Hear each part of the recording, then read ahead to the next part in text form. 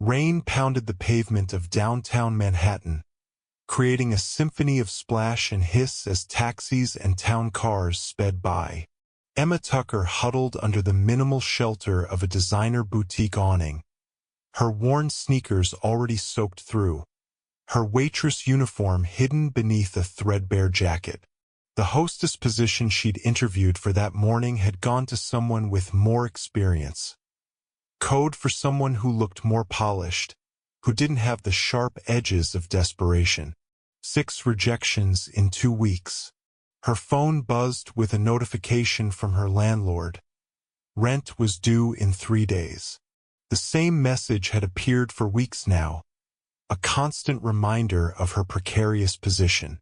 Emma glanced at her watch, a gift from her late grandmother, the only item of value she owned. Late again. Her brother Danny would be waiting at his therapy appointment, and she had promised to be there. Her fingers trembled slightly as she opened the rideshare app, wincing at her bank balance. One more ride she couldn't afford. The rain intensified, sheets of water cascading from the sky, washing away the makeup she'd carefully applied for the interview.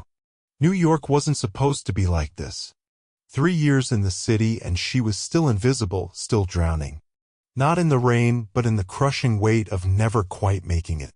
Her degree in graphic design sat unused while she served cocktails to people who wouldn't remember her face 5 minutes after she left their table. The app pinged her ride was approaching. A black car with tinted windows. Luxury model. Strange for an Uber, but not unheard of. She squinted through the downpour, trying to match the license plate with the one on her screen. Close enough? With one decisive movement, Emma dashed through the rain and yanked open the rear door, sliding into the warm leather interior with a sigh of relief. The car smelled expensive leather and subtle cologne. She shook water from her hair, droplets spattering the immaculate interior. Only then did she look up, meeting the cold steel gaze of a man in the opposite corner. Not her driver. Not anyone's driver. Alexander Reed was accustomed to people scrambling to get out of his way, not barging into his personal space. Especially not dripping wet strangers who left puddles on his imported leather seats. His driver Jenkins had stepped out momentarily to pick up Alexander's dry cleaning, leaving the engine running. And in that brief window, this situation had materialized. The woman was young, perhaps mid-20s, with dark hair plastered to her face from the rain. She wore no makeup, or what little she had worn had washed away, and her clothes were decidedly unremarkable. What was remarkable was that she hadn't immediately recognized her mistake and left.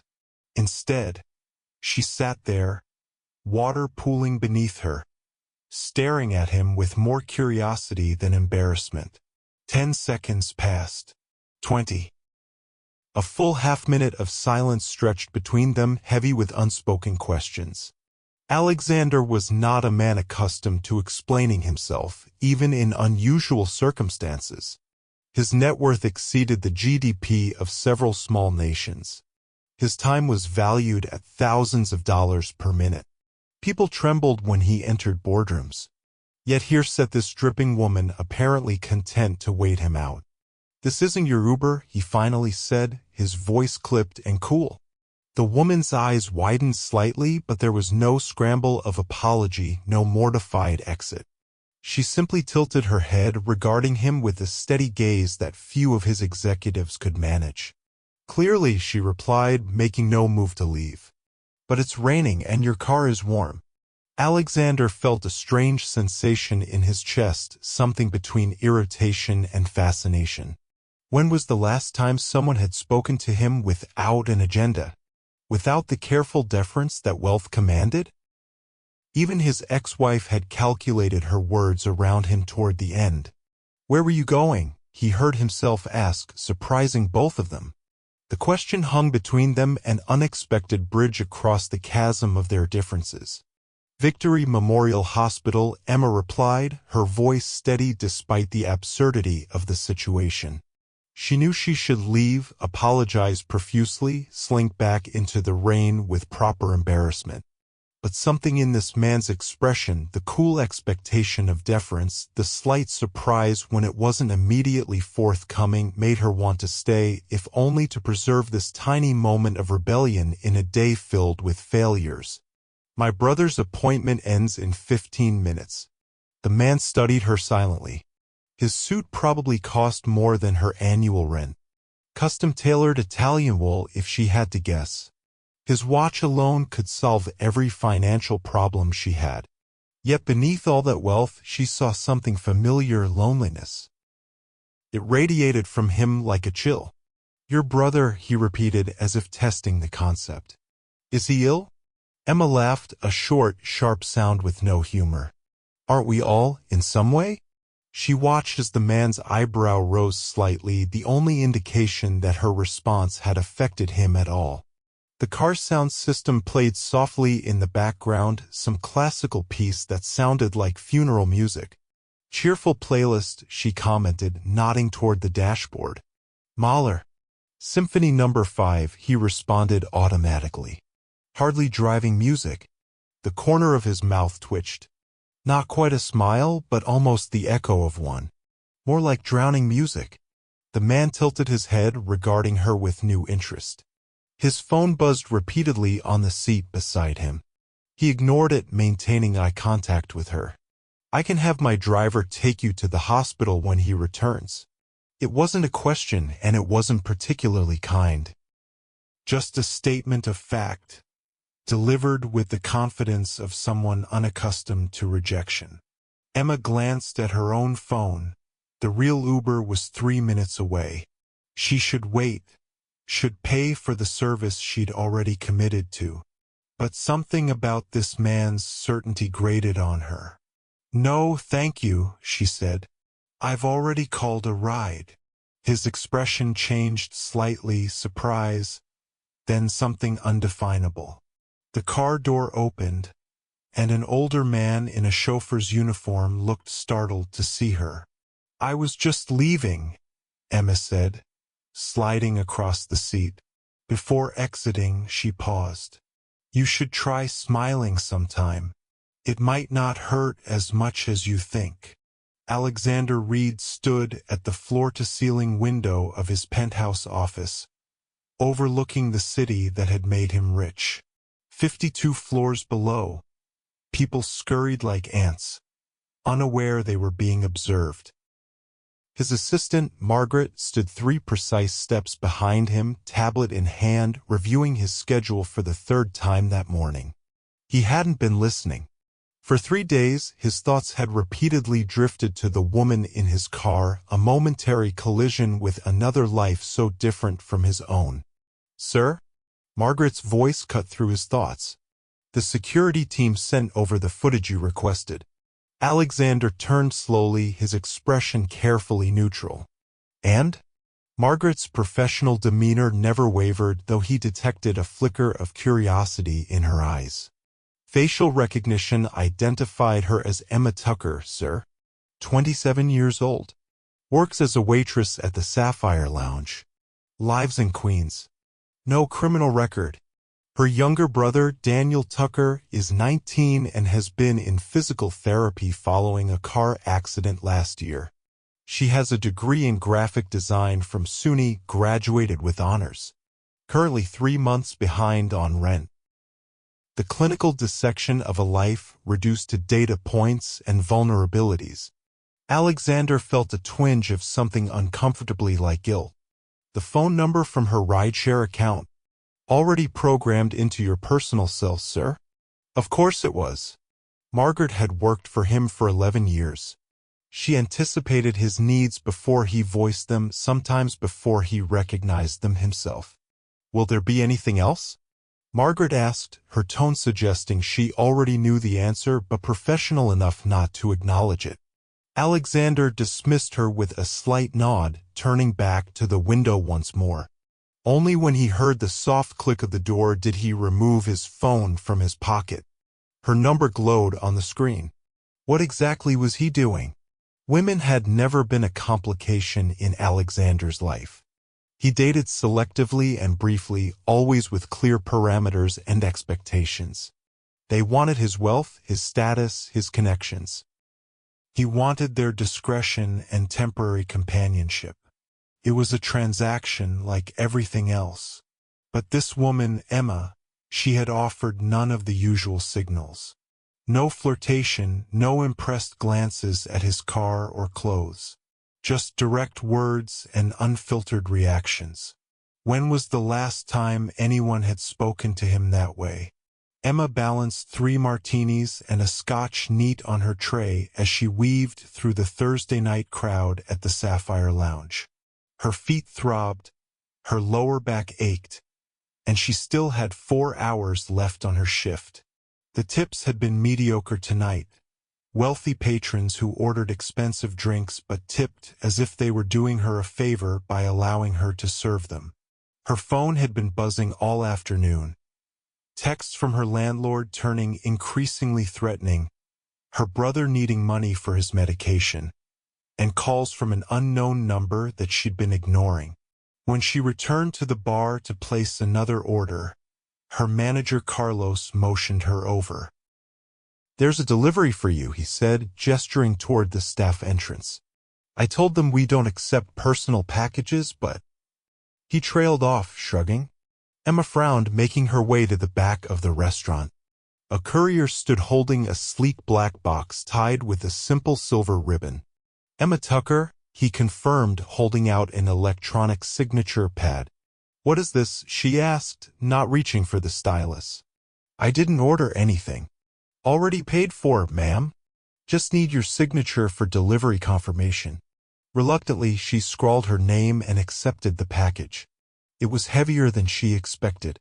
In the dim light of the break room, she untied the ribbon and lifted the lid. Inside lay a brand new smartphone, the latest model, still in its original packaging, and an envelope containing a business card. Alexander Reed, CEO, Reed Global Investments. On the back, handwritten in precise, strong strokes, "Call me. Your brother shouldn't miss appointments because of unreliable transportation." Emma felt heat rising to her face. How did he know about Danny's missed appointment? How much information had he gathered about her life? The presumption of it all, that she needed his charity, that her problems could be solved with expensive gifts, made her hands shake with anger. She slipped the phone into her locker but kept the card, tucking it into her wallet. After her shift ended at 2 a.m., she walked 6 blocks to the nearest public phone booth, one of the few remaining in the city. The night was cold but clear as she dialed the number from the business card, mentally rehearsing what she would say. He answered on the first ring as if he'd been waiting. "Emma," he said simply, her name sounding different in his confident baritone. "Return the phone," she replied without preamble. "I don't want your charity." Alexander sat in his home office, phone pressed to his ear, momentarily at a loss for words. Rejection was not an experience he encountered often, particularly when it came to his wealth. Money opened doors, solved problems, created opportunities. It was the simplest and most efficient solution to most of life's complications. Yet this woman spoke as if his offering was an insult rather than a kindness. "It's not charity," he finally said. "It's efficiency. Your brother missed his physical therapy appointment on Tuesday. The next available slot isn't for 3 weeks. Recovery setbacks at his stage can be problematic." He heard her sharp intake of breath on the other end of the line. "You've been checking up on my brother?" Her voice had dropped dangerously low. "That's crossing a line." Alexander frowned, genuinely confused by her reaction. "I was merely confirming the importance of reliable transportation. The phone comes with a rideshare account, pre-funded. The silence stretched between them. Has anyone ever told you that you're unbelievably presumptuous? Emma finally said. Her tone wasn't angry anymore, more contemplative, almost curious. Not to my face, Alexander admitted.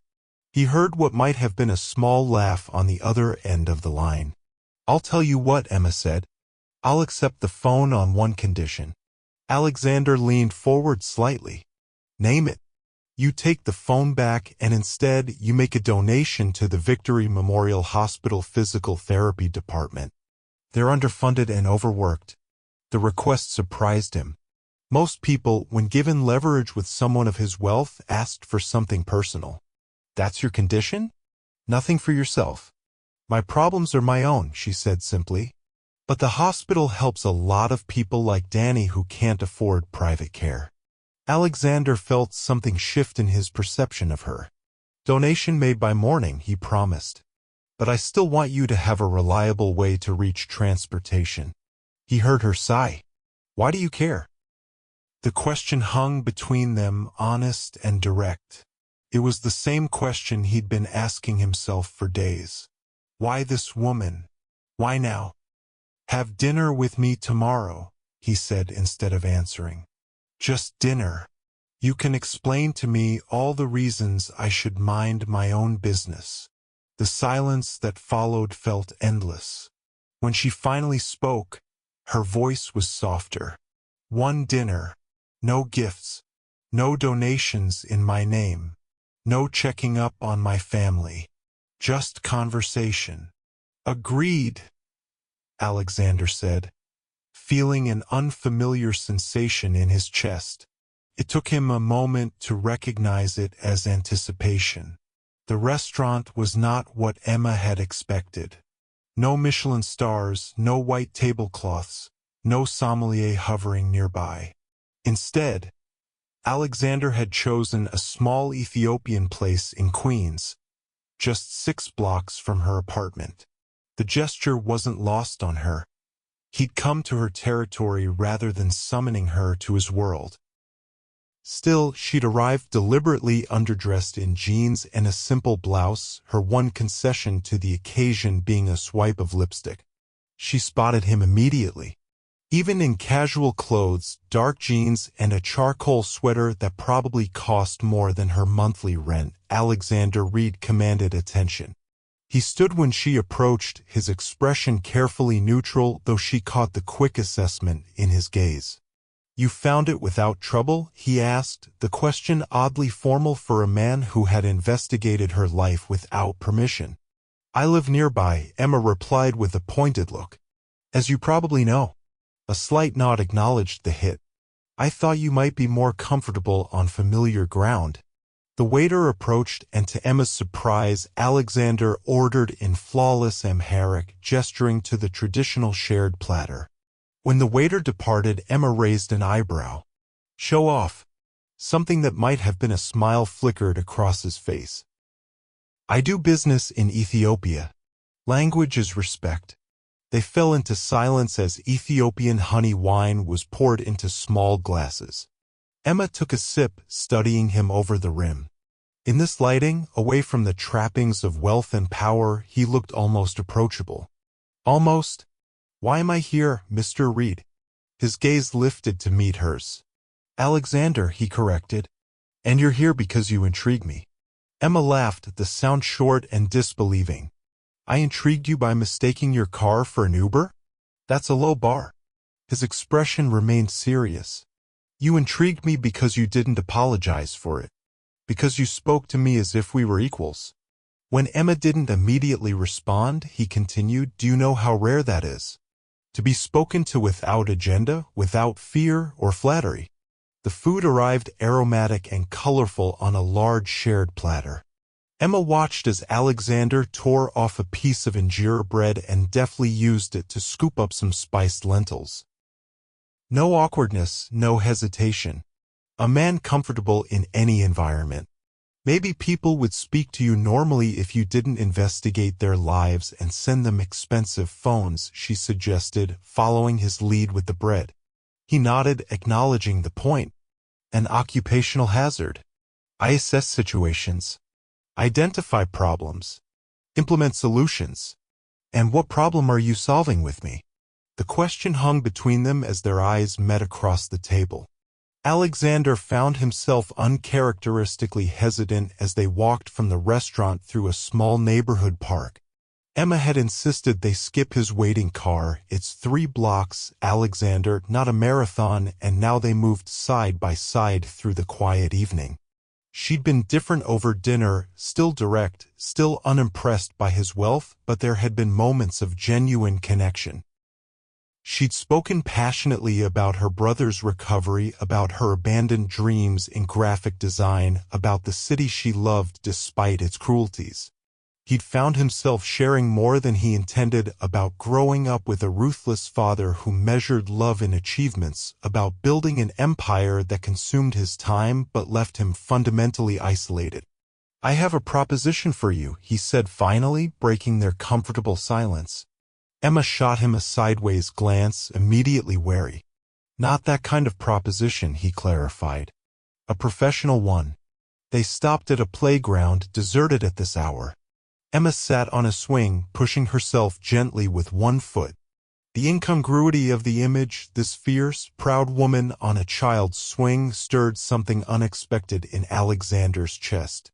"I'm renovating the Reed Foundation's public image," he continued, leaning against the swing set's frame. "We need fresh perspectives, particularly for our community development initiative. Someone who understands actual community needs, not just corporate assumptions about them." Emma's swing slowed as she processed his words. "Are you offering me a job because I yelled at you from a payphone?" Alexander allowed himself a small smile. "I'm offering you an opportunity to use your graphic design degree while providing insight into communities we're trying to serve. The position reports directly to me.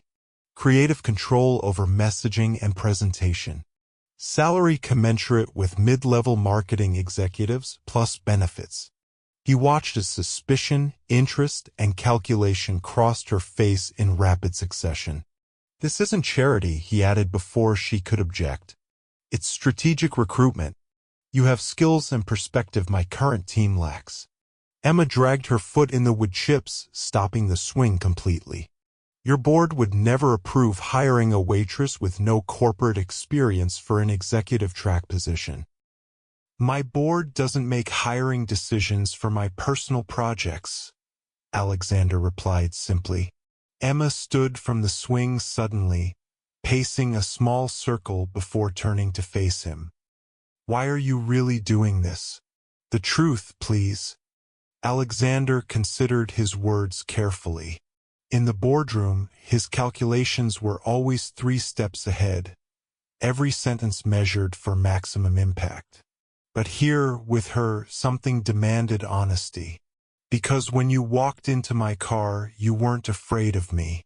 Because when I offered you an expensive gift, you redirected it to help others.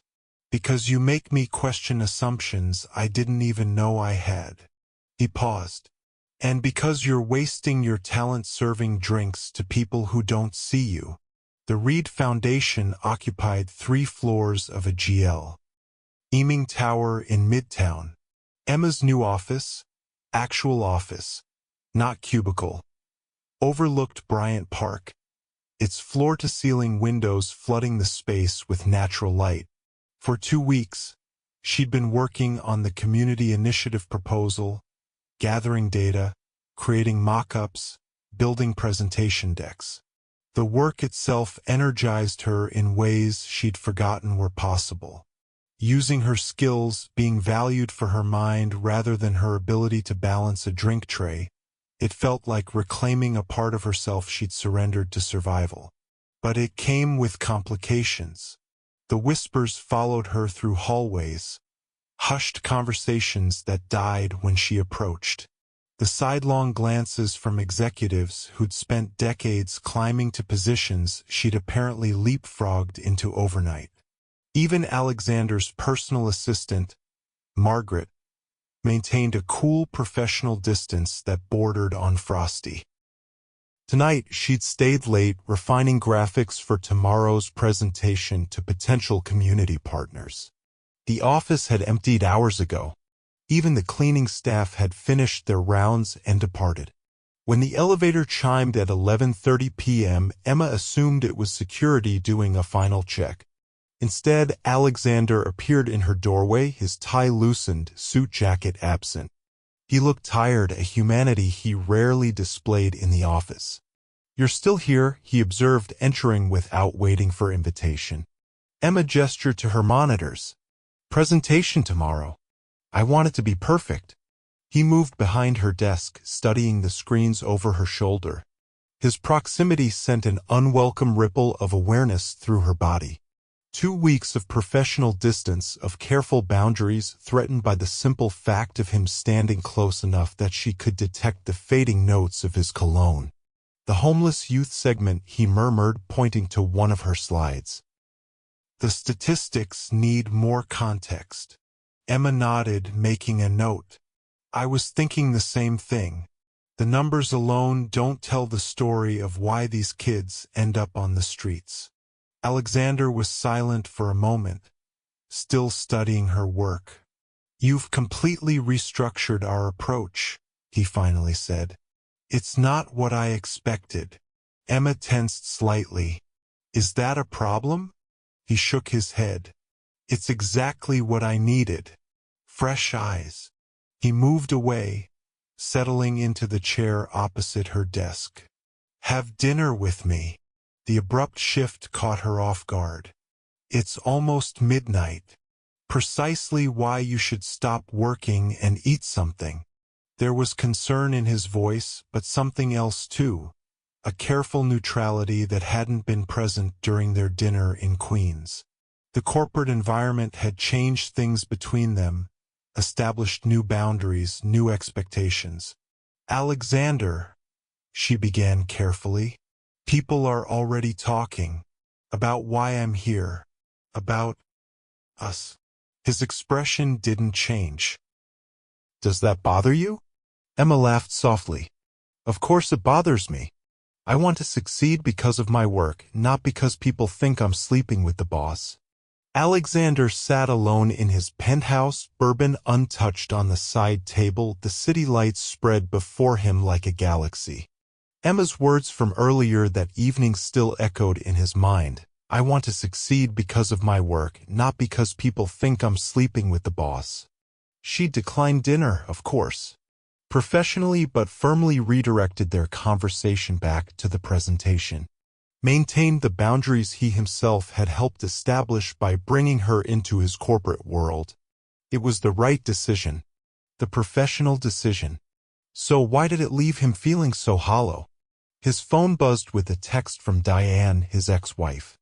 An invitation to the charity gala she chaired annually.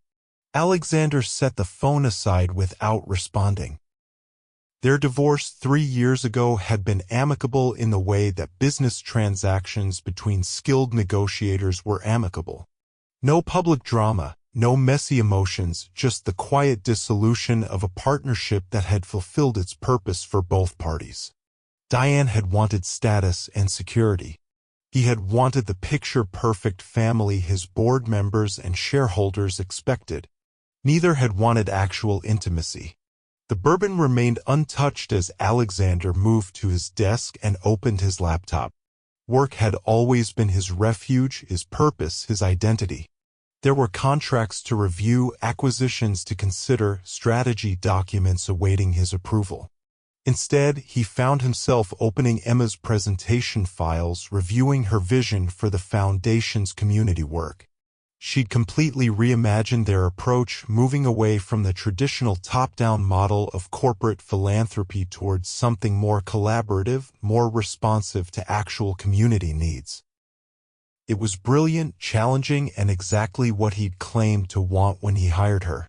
So why did it leave him feeling so exposed? A notification appeared on his screen, an email from his father. Monthly performance review of Reed Global's holdings. Even in semi-retirement, Richard Reed maintained meticulous oversight of the empire he'd built, the empire he'd groomed Alexander to inherit since childhood. With a sigh, Alexander opened the email, scanning his father's clinical assessment of recent business decisions. At the end, a personal note concerning rumors about your new foundation hire. Remember the Reed reputation. Board meeting next week. Alexander closed the laptop abruptly, finally reaching for the bourbon. 5 weeks ago, he would have immediately developed a strategy to address his father's concerns, to protect the company image, to demonstrate that every decision, even seemingly impulsive ones, served the greater interests of Reed Global. 5 weeks ago, before a dripping wet woman had slid into his car and looked at him without a trace of deference. Before Emma had made him question things he'd accepted as immutable truths about his life, his purpose, his happiness. The bourbon burned pleasantly as he swallowed, a familiar sensation in a world that suddenly felt anything but familiar.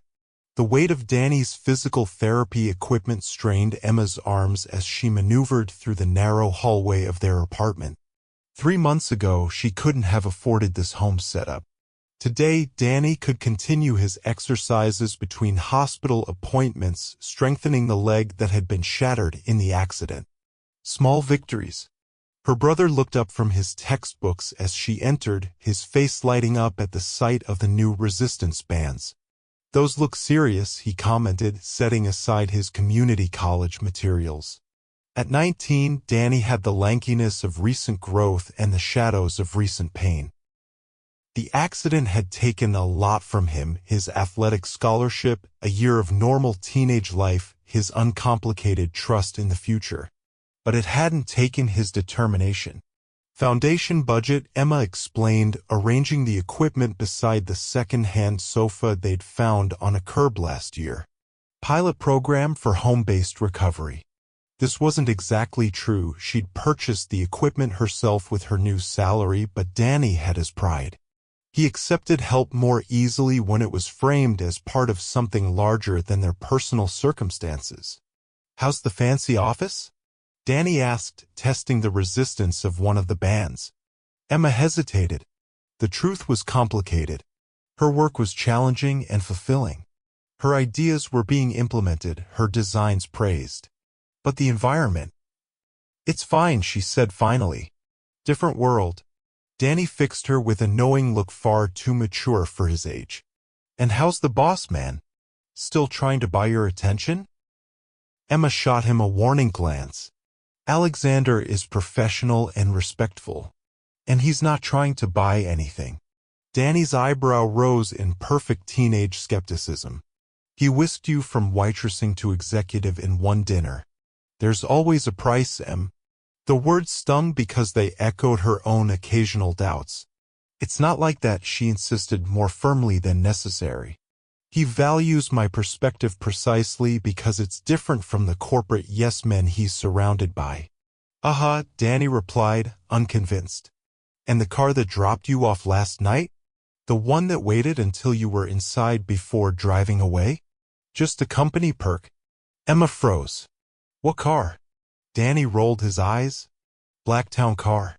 Tinted windows. Very subtle except for the guy watching our door like a hawk." Emma's mind raced. She'd worked late again, taken the subway home as usual. There had been no car, no driver. Which meant Alexander, she muttered, equal parts touched and furious. He'd been having her followed, ensuring her safety without her knowledge or consent. The same presumptuous protectiveness that had irritated and intrigued her from the beginning. "Earth to Emma," Danny said, waving a hand in front of her face. "You okay? You've got that look." "What look?" "The one where you're having an argument with someone who isn't here," he replied with a knowing smile. "Usually means you're about to do something dramatic." The executive conference room fell silent as Alexander concluded his presentation. 20 board members stared back at him, their expressions ranging from cautious interest to outright skepticism. His father, seated at the opposite end of the table, maintained the impassive mask that had intimidated business rivals for 4 decades. Alexander remained standing, controlled, and confident despite the unprecedented nature of what he had just proposed. To summarize, he said, voice calm and measured, Reed Global will commit $50 million to completely reimagine our approach to corporate social responsibility. Not as charity, but as investment in communities that will strengthen our business ecosystem long-term. Richard Reed leaned forward slightly. And this proposal was developed by your new hire? The one with no corporate experience? There was a dangerous edge to his father's question. Alexander met his gaze directly. Emma Tucker developed the framework based on extensive community research. My team refined the financial projections and implementation strategy. Marcus Winters, CFO and longtime ally of his father, cleared his throat. Alexander, while the social impact projections are impressive, the ROI timeline is concerning. 8 years before we see meaningful financial returns. Alexander nodded. Sustainable community development isn't a quarterly play. We're building foundations for generational change. His father's laugh was short and dismissive. Generational change. Interesting phrase from a man who hasn't even started a family at 42. The personal jab hung in the air, a reminder of expectations unfulfilled. Several board members shifted uncomfortably. Alexander refused to react. The proposal stands on its merits, he said simply. The financial models are sound if unconventional. Richard Reed stood, effectively ending the discussion. We'll take this under advisement. The board will need time to review the full documentation. As the room emptied, his father approached, waiting until they were alone before speaking. This isn't like you, Alexander. Risky social projects. Unqualified hires. The board is concerned. Alexander began collecting his presentation materials. The board is always concerned when we consider change. His father moved closer, lowering his voice. I've had her investigated. Alexander's hands stilled. Who? Don't insult me, Richard replied. Your community consultant. The waitress with the graphic design degree and the brother in physical therapy. Anger flashed through Alexander, hot and immediate. That was unnecessary. Was it?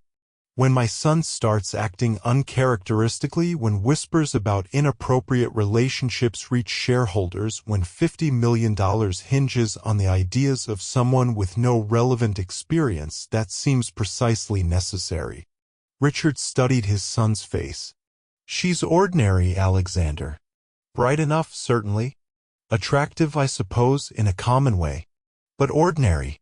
Alexander met his father's gaze, decades of complicated history between them. That's where you're wrong, he said quietly. There's nothing ordinary about her. And that's exactly what this company needs right now. Emma tucked her phone away, trying to focus on the community center blueprints spread across her desk.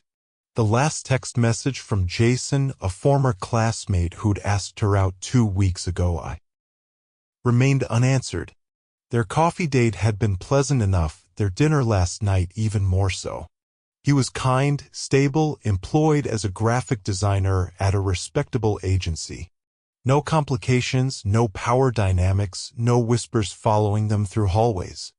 Just a normal relationship possibility with someone firmly in her own world. Her desk phone buzzed. Emma Tucker, she answered automatically. Miss Tucker, this is Margaret. Mr. Reed requests your presence in conference room C immediately. The assistant's tone revealed nothing. Emma glanced at her calendar, no meetings scheduled for the afternoon. May I ask what it's regarding? A slight pause. The board has questions about your community initiative proposal. Emma's stomach tightened. The proposal wasn't scheduled for board review for another 2 weeks. Something had changed. I'll bring my materials, she said, already gathering her tablet and notes. That won't be necessary, Margaret replied. Mr. Reed has the presentation. The line disconnected before Emma could respond. The walk to conference room C felt interminable. Emma's mind raced through possibilities, none of them encouraging. Had Alexander's father found a reason to terminate her position? Had the whispers about their relationship finally reached critical mass? She'd been so careful to maintain professional boundaries, to prove herself through work rather than personal connection. The conference room door was closed. Emma took a deep breath, smoothed her skirt, and knocked once before entering. The room was empty except for Alexander, standing at the window with his back to the door. "Where's the board?" she asked, remaining near the entrance. Alexander turned slowly. Something in his expression made her pulse quicken. A tension, a controlled intensity she hadn't seen before.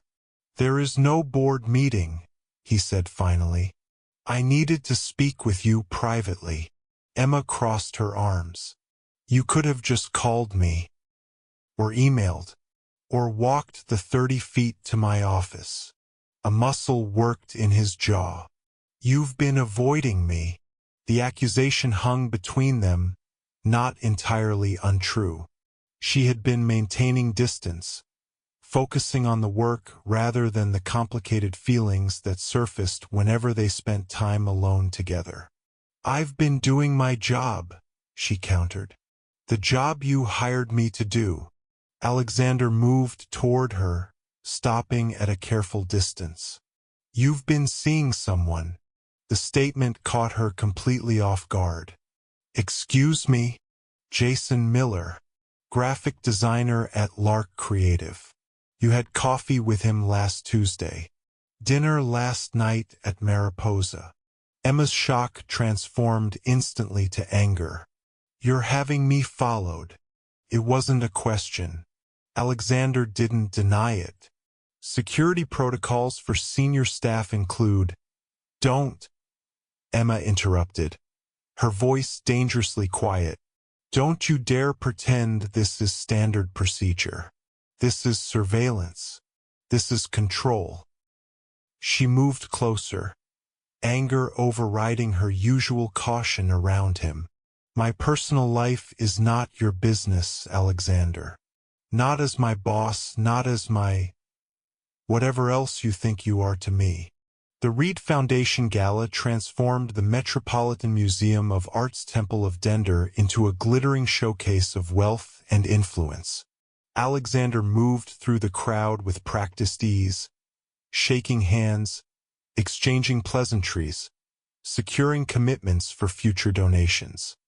His tuxedo was impeccable, his smile diplomatic, his demeanor exactly what was expected of the Reed heir apparent. Inside, he felt nothing but hollow detachment.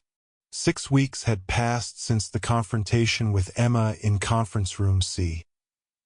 6 weeks of professional, distant interaction. She'd threatened to resign that day. He'd apologized, a rare occurrence, and promised to respect her boundaries. The surveillance had stopped immediately. Their working relationship had continued, her community initiative gaining momentum despite his father's skepticism. But something essential had been broken between them. Trust, perhaps, or possibility. Across the crowded room, he spotted her in conversation with the mayor's chief of staff. The emerald gown she wore, selected by the foundation's event coordinator as appropriate attire for senior staff, complemented her olive skin and dark hair. She looked confident, poised, entirely at home in a world that had been foreign to her just months ago. "She cleans up rather nicely," a familiar voice observed beside him. Diane, elegant in black Valentino, offered her cheek for the expected kiss. Alexander obliged mechanically. "You look well, Diane." His ex-wife smiled, a practiced expression that never reached her eyes. "The rumors don't do her justice," she continued as if he hadn't spoken. "Much more substantial than your usual distractions." Alexander took a sip of champagne, refusing to engage. "The gala committee has outdone themselves this year," he remarked instead. The silent auction items are particularly impressive. Diane laughed softly, still deflecting when conversations turn personal. Some things never change. She studied Emma across the room. Though some things apparently do. Your father is concerned about your judgment lately. 50 million for community programs? A virtual unknown running a major initiative? It's unlike you, Alexander.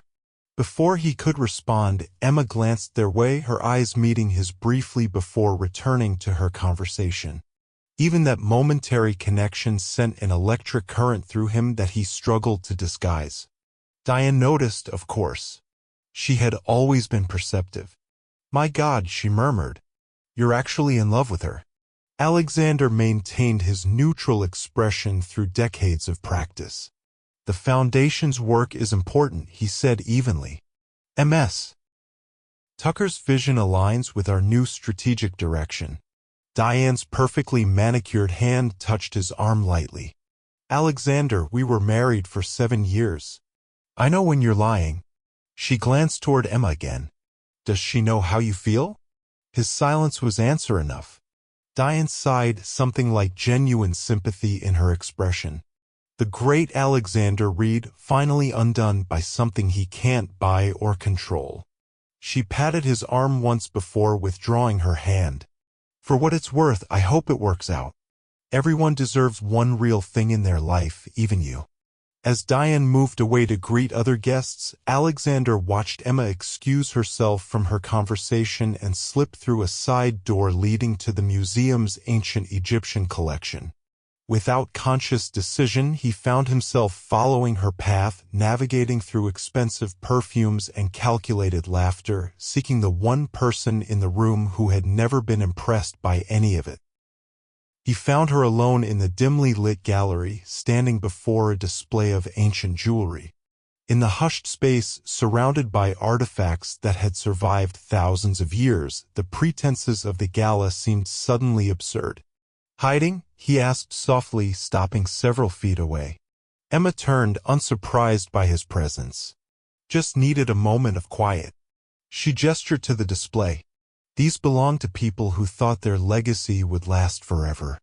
There was something in her voice, a melancholy that matched his own internal landscape. Emma hadn't planned to leave without saying goodbye. The decision crystallized suddenly as she stood in the Egyptian gallery, Alexander's presence both welcome and unbearable. Months of carefully maintained boundaries, of professional distance masking personal longing, it had become its own kind of prison. She'd succeeded at the Foundation. The community initiative was funded, staffed, already making real differences in people's lives. Danny was thriving in his recovery, his community college grades excellent, his future brightening. Her own finances had stabilized. She had accomplished what she needed to. It was time. The community center breaks ground next month, she said, still facing the ancient jewelry. The team you've assembled is excellent.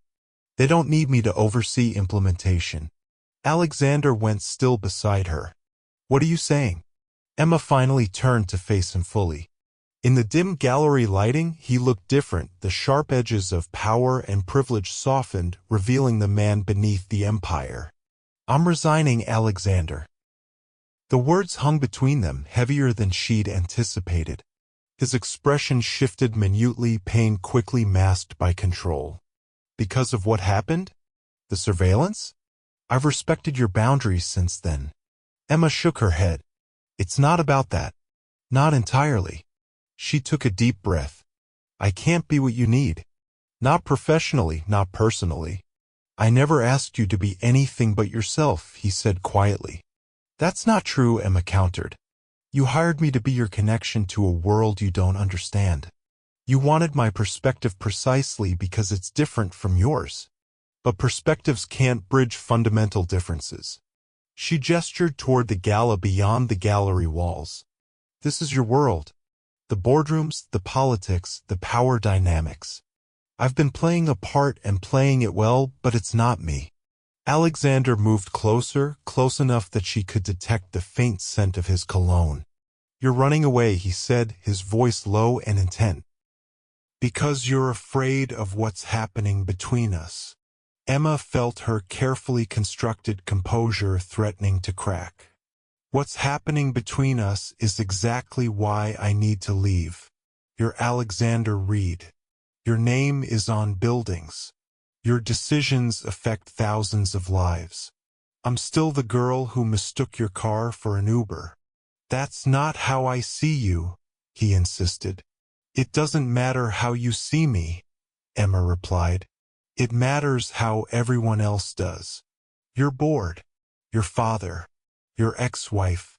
The entire corporate world you inhabit. I will always be the waitress you elevated because of some fascination. She took a step back, creating necessary distance. I've prepared a transition plan. My team is fully briefed. My resignation letter will be on your desk tomorrow morning. Alexander's controlled expression finally broke, revealing raw emotion beneath. Emma, please. She held up a hand, stopping his words. Thank you for the opportunity. Changed my life. But I need to find my own path now. Without waiting for his response, Emma turned and walked away, leaving behind the man who had disrupted her life so completely, who had shown her possibilities she hadn't dared imagine, who had made her feel truly seen for perhaps the first time. By morning, she would be gone, every trace of her presence in his world erased except for the work she'd leave behind, a legacy more meaningful than anything she could have predicted that rainy day when she'd slipped into the wrong car. The board meeting droned on, financial projections and quarterly analyses blurring into meaningless noise. Alexander sat at the head of the table, outwardly attentive, inwardly absent. 3 months had passed since Emma's resignation. 3 months of returning to the life he'd led before, controlled, predictable, empty. His father concluded his presentation on Asian market expansion, clearly expecting Alexander's customary incisive questions. Instead, Alexander closed his portfolio and addressed the room with sudden determination. The community initiative is being restructured, he announced, interrupting the planned agenda. We're doubling the investment to $100 million and expanding the scope to include workforce development and affordable housing. Silence fell across the boardroom. His father's expression darkened dangerously. We haven't approved any expansion, Richard Reed said coldly. The initial investment was already questionable. Alexander met his father's gaze without flinching. I'm not asking for approval. I'm informing the board of my decision regarding foundation funds under my direct control. Marcus Winters, the CFO, cleared his throat nervously. Alexander, that would require liquidating significant personal holdings already done, Alexander cut in. The paperwork was filed this morning. The shock around the table was palpable. Board members exchanged alarmed glances.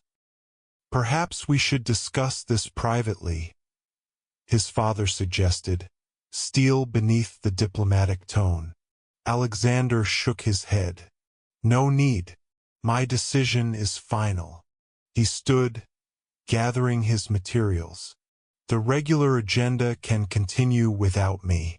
I have a meeting regarding the expanded initiative. Without waiting for response, he walked out of the boardroom, aware of the unprecedented nature of his action. In 42 years, he had never directly challenged his father's authority, never disrupted the carefully orchestrated power dynamics of Reed Global. The foundation had always been the acceptable face of corporate philanthropy, controlled, strategic, beneficial to the Reed image. What he was doing now was different. Reckless, perhaps. Margaret intercepted him in the hallway, expression troubled. Sir, the board will adapt, Alexander finished for her. Have the car brought around, and cancel my dinner with the Hansons tonight. For the first time in his tenure as CEO, Margaret failed to disguise her concern. Sir, they're major shareholders. The dinner has been scheduled for months. Alexander paused, realizing how his behavior must appear to someone who had worked alongside him for over a decade. "Margaret," he said more gently, "I appreciate your concern, but some priorities have changed." In the privacy of his car, Alexander loosened his tie and instructed Jenkins to drive to Queens. The address he provided was unfamiliar to his longtime driver, who masked his surprise with professional discretion. The modest community center under construction bore little resemblance to the sleek corporate buildings that typically housed Reed operations. Workers in hard hats moved purposefully across the site, transforming the former abandoned warehouse into a space for education, healthcare, and community gathering. Alexander watched from his car for several minutes before stepping out into the cool autumn air. The project manager recognized him immediately, hurrying over with obvious surprise. "Mr. Reed, we weren't expecting you today." Alexander nodded. "Just checking progress. How are we tracking against timeline?" As the manager led him through the construction site, explaining modifications and challenges, Alexander found himself actually listening, actually caring about the details of implementation. This was Emma's vision taking physical form, practical, humane, rooted in actual community needs rather than abstract corporate assumptions. "The art program space," Alexander said, pointing to an area still under construction. "Can we expand it?" The project manager looked surprised. "It would require adjusting the budget for the counseling center." Alexander shook his head. "Expand both. I'm doubling the funding effective immediately." Later, as Jenkins drove him back to Manhattan, Alexander made the call he'd been contemplating for weeks. Not to Emma. He'd respected her decision to leave to find her own path, but to his father's oldest rival, Harold Winters. "Harold," he said when the call connected, "I'd like to discuss a proposition, one that might interest someone with your particular vision for responsible capitalism." Danny's graduation ceremony was modest by community college standards, but the pride on his face as he crossed the stage made Emma's heart swell.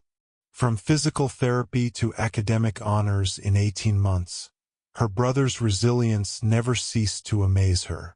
The small graphic design studio Emma had started 6 months ago had allowed her to work flexible hours, supporting Danny's recovery while building something that was entirely her own. Most of her clients were local businesses with limited budgets but appreciative of her talent. The pay wasn't comparable to her Reed Foundation salary, but the independence was worth every penny sacrificed. "Got any more of those tissues?" the woman beside her asked as Danny received his diploma. Emma smiled, offering the travel pack. "Brothers," she explained, wiping her own eyes. "They make you cry whether they're breaking your favorite toy or making you proud." The woman laughed in agreement. After the ceremony, Emma pushed through the crowd to find Danny, enveloping him in a fierce hug. "Mom and Dad would be so proud," she whispered. Danny squeezed her back. "They'd be proud of both of us." He pulled away slightly, studying her face. "You happy, Em? Really happy?" The question caught her off guard. "Of course. My studio's doing well. You're headed to NYU in the fall." Danny shook his head. "That's not what I'm asking." Emma sighed. Her brother knew her too well. "I'm content," she amended. "That's not nothing." Danny's expression remained skeptical. "Have you seen the news about Reed Global?" The abrupt change of subject made Emma tense. She had deliberately avoided news about Alexander or his company since her departure. Clean break, no looking back. "I haven't," she admitted. Danny pulled out his phone, opening a financial news site. "Reed Global is undergoing major restructuring. Alexander Reed has sold controlling interest in 3 subsidiaries to finance a massive expansion of community development programs. Emma stared at the headline, heart pounding uncomfortably. That's unexpected. Danny scrolled to another article. The Reed Foundation has partnered with Harold Winters to create a billion-dollar urban renewal initiative focused on affordable housing and education. He looked up at her. Isn't Winters their biggest competitor? Emma nodded numbly, memories flooding back, late nights discussing how corporate rivalry wasted resources that could transform communities, Alexander's skeptical questions about collaboration with competitors, her passionate arguments for setting aside ego for greater impact. He listened, she whispered almost to herself. He actually listened. Danny watched her closely. The guy who built his fortune on corporate acquisitions and market dominance is now being called the conscience of capitalism by business journals. He put his phone away. That doesn't happen because someone attended a few charity galas, Em. That happens because someone changed. Emma felt oddly lightheaded. It's not about me, Danny. His evolution is his own journey. Danny snorted. Right? Just coincidence that he completely transformed his approach after you walked away. He put an arm around her shoulders. For what it's worth, I think you were right to leave. But I also think running away from complicated feelings doesn't make them less complicated. Emma rested her head briefly on her brother's shoulder. When did you get so wise? Probably around the time you were working triple shifts to pay for my medical bills, he replied with a gentle smile. Come on, let's celebrate. I believe you promised me pizza. As they walked toward the exit, Emma's phone buzzed with a notification. The Victory Memorial Hospital, where Danny had received his physical therapy, was being completely renovated and expanded courtesy of an anonymous donor. The coincidence was too perfect to be coincidence at all. Emma stared at her phone, feeling the careful walls she'd built around her heart begin to crumble. Some connections, it seemed, couldn't be severed by mere distance and time.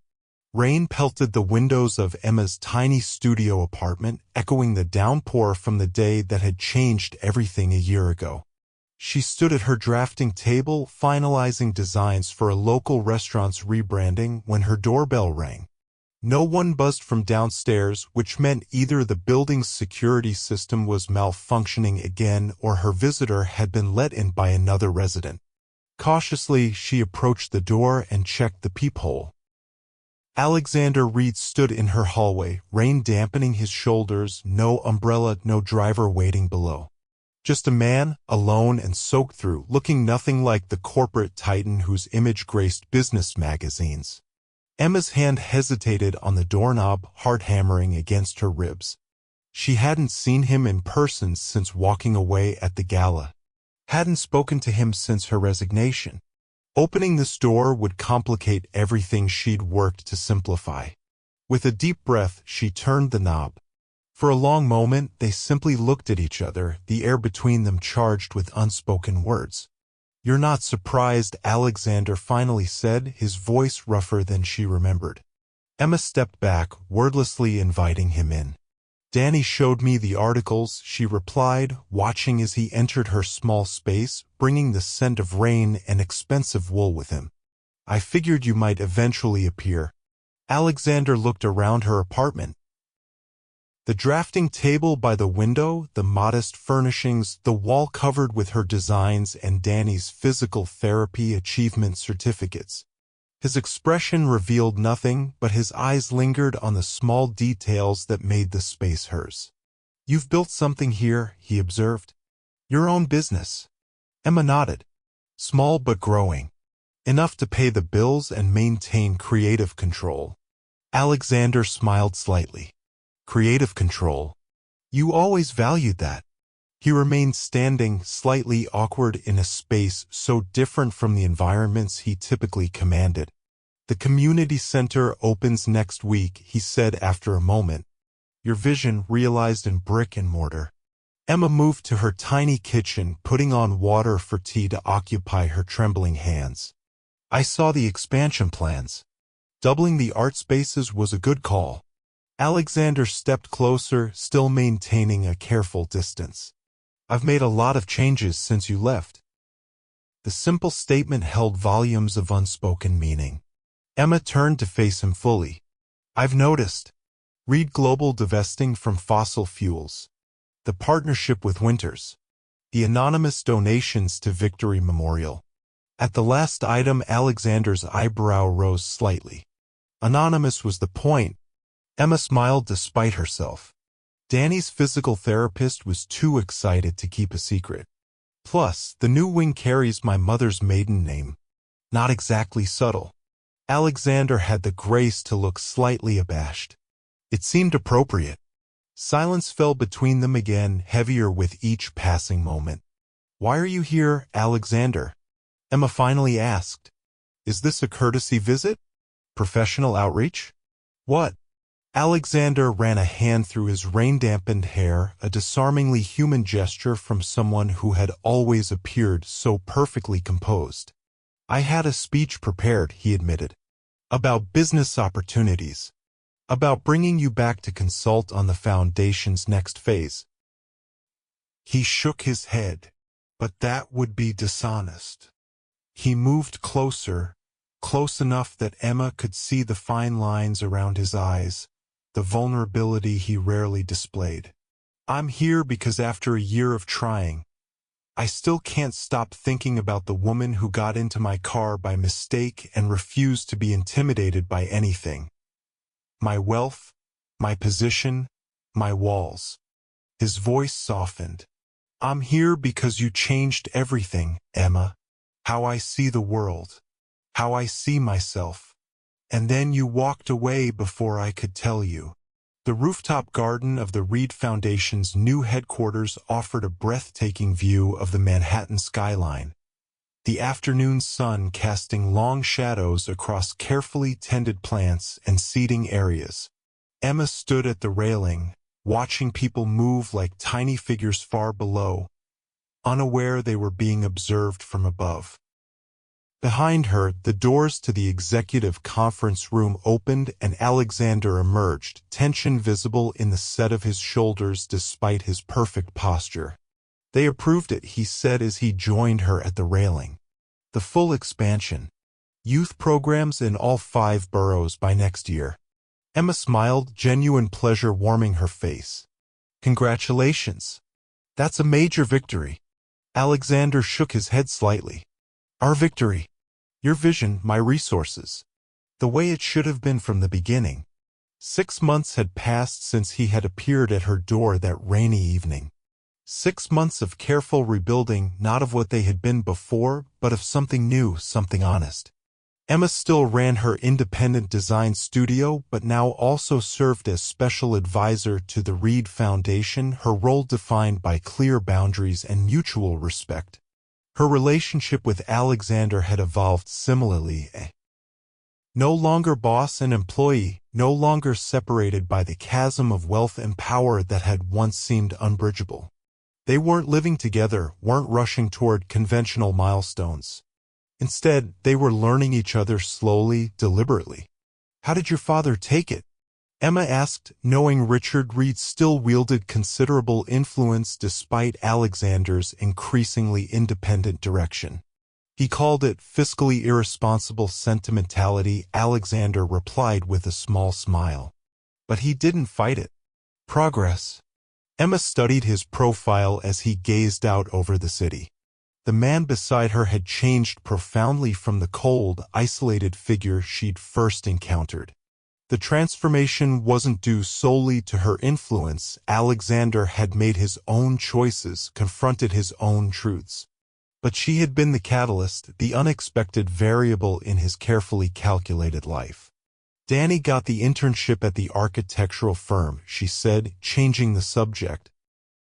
The one working on the affordable housing project. Alexander's smile was genuine. They're lucky to have him. His concepts for accessible design were exceptional. Emma turned to face him fully. You didn't influence their decision, did you?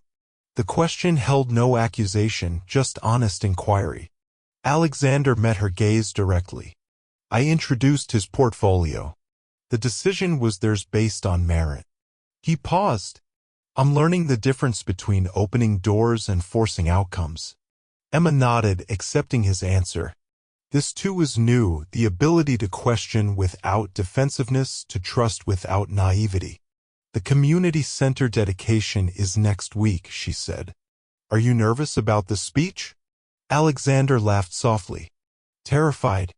Addressing shareholders is simple compared to speaking to people whose lives are directly impacted by our work. He reached for her hand, the contact still sending sparks across her skin. Will you be there? Not as my advisor or my.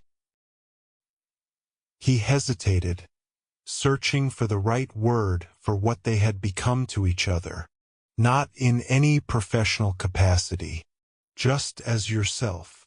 Emma intertwined her fingers with his, marveling at how natural it felt despite all the complications that remained. I wouldn't miss it, she promised. Someone needs to remind you that you're not the main character in this story. Alexander's laugh was fuller this time, genuine amusement mixed with affection. I believe you remind me of that daily. His expression grew more serious. Emma, she placed her free hand against his cheek, stopping his words. I know, she said simply. Me too. Around them, the city continued its relentless rhythm, people rushing through their interconnected lives, most never knowing how a single random encounter in the rain had set in motion changes that would ripple outward, touching thousands of lives beyond their own. The unlikely collision of their worlds had transformed them both. She more confident in her worth, he more connected to what truly mattered. Not a fairy tale ending with easy answers, but something real and complicated and ongoing. A shared journey neither had anticipated but both now chose, day by day, with eyes wide open. Emma stood at the bus stop, clutching her coffee cup as the early morning light cast long shadows across the Queen's sidewalk. Her small design studio had grown steadily over the past year, now employing 3 other designers and taking on increasingly prestigious clients. Yet despite her professional success and comfortable bank account, some habits remained. The bus still connected her to the city in ways that private cars and ride services couldn't. The everyday humanity of fellow passengers, the rhythm of neighborhoods passing by the window, the grounding reminder of where she'd come from and how far she'd traveled. Her phone buzzed with a text from Alexander, meeting with housing advocates at 9. Nervous? Wish you were here? Emma smiled, typing back, You'll be fine. Listen more than you speak. Ask questions. Remember they're the experts. Their relationship had found its own unique rhythm over the past 18 months, neither conventional nor definable by ordinary standards. They maintained separate residences but shared much of their lives. The gossip columns had eventually tired of speculation about the waitress who tamed a tycoon, moving on to fresher scandals. The truth was both simpler and more complex than tabloid headlines could capture. Alexander had transformed Reed Global into a leader in ethical business practices, implementing policies that other corporations reluctantly followed. Emma had expanded her design work to include community arts programs in neighborhoods like the one where she and Danny had struggled for so long. They supported each other's missions without merging them, maintaining the independence that had drawn them together in the first place. The bus appeared at the corner, right on schedule. As Emma prepared to board, a familiar black town car pulled up to the curb. Jenkins, Alexander's longtime driver, offered a friendly nod as the rear window lowered. Alexander sat inside, dressed for his morning meetings but with a coffee cup identical to Emma's in his hand. Need a ride? He asked, a smile playing at the corner of his mouth. Emma shook her head, amusement warming her face. I prefer the bus. I know, Alexander replied, opening the door and stepping out to join her at the stop. That's why I'm taking it too today. He glanced at the approaching bus with something between curiosity and trepidation. I realized I've never actually experienced your morning commute. Emma studied him. Alexander Reed, worth billions, standing at a Queens bus stop with a coffee in hand, willing to step into her world rather than always pulling her into his. You're going to get recognized, she warned. Probably, he agreed. Does that bother you? Emma considered the question seriously. Not anymore. The bus pulled up, doors opening with a hydraulic hiss. Ready? She asked, reaching for his hand. Alexander intertwined his fingers with hers. For this? Absolutely. As they boarded together, Emma noticed the double takes from other passengers, recognizing the famous face now among them. Alexander nodded politely but kept his focus on her, following her lead to an empty bench seat. Is this where you usually sit? He asked quietly. Different spot every day, she replied. Depends on who needs the routine seats more. They settled side by side as the bus lurched back into traffic. I sold the penthouse, Alexander said suddenly. Emma turned to him in surprise. You did? When? Last week. It never felt like home. Just a strategic location for business. He looked out the window, watching the city wake up around them. I'm looking for something different. Something that feels real. Emma studied his profile, understanding the deeper meaning behind his words. Any particular neighborhood in mind? She asked carefully. Alexander turned to meet her gaze. Wherever you are, he said simply. Not moving in immediately, not rushing anything. Just closer. Emma felt the familiar warmth spreading through her chest that his honesty always evoked. I'd like that, she admitted. Being closer. The bus stopped to admit more passengers, the doors opening to reveal the vibrant, complicated city they both loved for different reasons. A young woman rushed aboard, looking harried and clutching a portfolio similar to the one Emma had carried to countless failed interviews years ago. Alexander noticed Emma's gaze following the woman. Without discussion, he moved aside, making room for the newcomer in their seat. The small kindness, offered without expectation of recognition or gratitude, told Emma everything about the man he had become. As the bus continued its journey through morning traffic, Emma rested her head briefly against Alexander's shoulder. Thank you, she said softly. He raised an eyebrow. For taking the bus? Emma smiled. For understanding why I still do. Outside, New York continued its relentless pace, millions of lives intersecting in ways both monumental and minute. But inside this crowded bus, two people who had once occupied entirely different worlds had found their way to each other through an accidental encounter that had changed everything. Not a fairy tale ending, but something infinitely more valuable. A real beginning, built on mutual respect, shared purpose, and the courage to see each other clearly, flaws and all. Life would continue to present challenges, their different backgrounds occasionally creating friction, but they faced it together now, one day at a time, neither leading nor following, but walking side by side.